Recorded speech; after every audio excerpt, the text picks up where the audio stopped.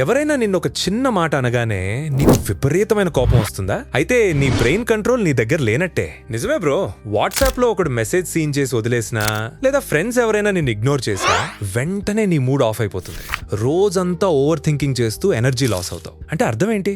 ఎవడో ఒకడు వచ్చి నీ ఎమోషన్స్ తో ఆడుకుంటున్నాడు, నువ్వు వాళ్ళ చేతిలో పప్పెట్లా మారి. స్టోయిసిజం లో రోమన్ ఎంపరర్ మార్కస్ అరేలియస్ ఒక మైండ్ బ్లోయింగ్ ఫ్యాక్ట్ చెప్తాడు. ఇతరుల ప్రవర్తన వల్ల నీ మైండ్ డిస్టర్బ్ అవుతుంది అంటే వాళ్ళకి ఆ పవర్ నువ్వే ఇస్తున్నట్టు. మన తెలుగు సినిమాల్లో విలన్ హీరోని రెచ్చగొట్టగానే హీరో టెంప్ట్ అవుతాడు చూసావా? రియల్ లైఫ్ లో అలా టెంప్ట్ అయితే నువ్వు బకరా అయినట్టే. నీ చుట్టాల్లో గానీ ఫ్రెండ్స్ లో గానీ నిన్ను టార్గెట్ చేసే వాళ్ళు ఉంటారు. వాళ్ళ మాటలకి రియాక్ట్ అయ్యి నీ పీస్ ఆఫ్ మైండ్ ఎందుకు చెడగొట్టుకుంటావు? సో ఈ రోజు నుంచి ఒక రూల్ పెట్టుకో. ఎవరైనా నిన్ను ట్రిగర్ చేయడానికి ట్రై చేస్తే జస్ట్ ఒక డీప్ బ్రీత్ తీసుకుని వాళ్ళకి ఒక స్మైల్ ఇవ్వు. నా ఎమోషన్స్ ని కంట్రోల్ చేసే పవర్ నీకు లేదు అని సైలెంట్ గా ప్రూవ్ చేయి. ఇలాంటి స్ట్రాంగ్ మైండ్ సెట్ బిల్డ్ చేసుకోవాలంటే మన కమ్యూనిటీతో ఈ రోజే జర్నీ స్టార్ట్ చేయి. ఎందుకంటే నిన్ను నువ్వే ఒక్కసారి ఈ క్వశ్చన్ వేసుకో.